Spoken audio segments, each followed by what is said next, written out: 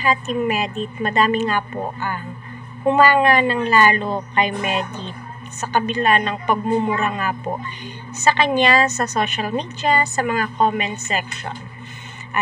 Sa mga nagmumura dyan, so ganun po kapangit ang kanilang pag-uugali. Alam naman po nating lahat na wala pong ginagawa na masama itong si Medit sa atin. Past is past. Ika nga po nila, kailangan po natin mag-move on para mag-open ng panibagong kabanata. At ika nga ni Kalinga Prab, wala pong masama kung pumunta itong si Medit. Wala pong masama kung pumunta po si Medit. At inaasahan ni Kalinga Prab na babalik pa si Medit sa Kalingap kasi may mga pinagsamahan daw ho sila at maayos pong umalis itong si Medit, which is tayong mga viewers, supporters, natutuwa naman po sa sinabi ni Kalinga Prab. Napaka open-minded po niya, napakabait po niya, kaya nga po binibless po siya. Lahat ng problema ay isinusolve po niya, lalong-lalo na po sa problema po ni Tatay Robin, na kailangan po niyang napakalaking pera para makabayad po siya sa immigration. Ngayon, sasagutin po ni Kalinga Prab 1 buwan, 20,000, maghulugan po sila. Kailangan mag-share din po itong si Tatay Robin. So, naisingit po.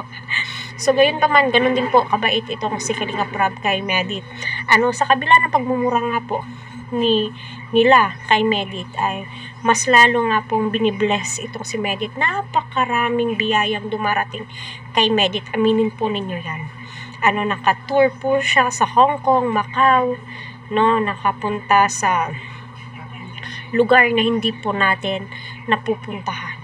So masasabi po natin na sana all Medit, sa susunod isama mo ko, charot.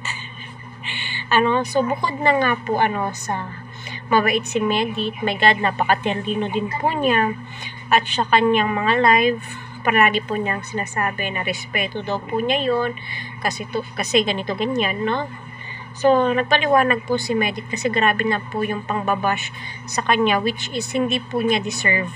Hindi po niya deserve na mabash kasi unang-una sa lahat, hindi po siya nag-promote sa kanyang channel ng pang-hates, which is nakikita ko po na mabait po talaga si Medit.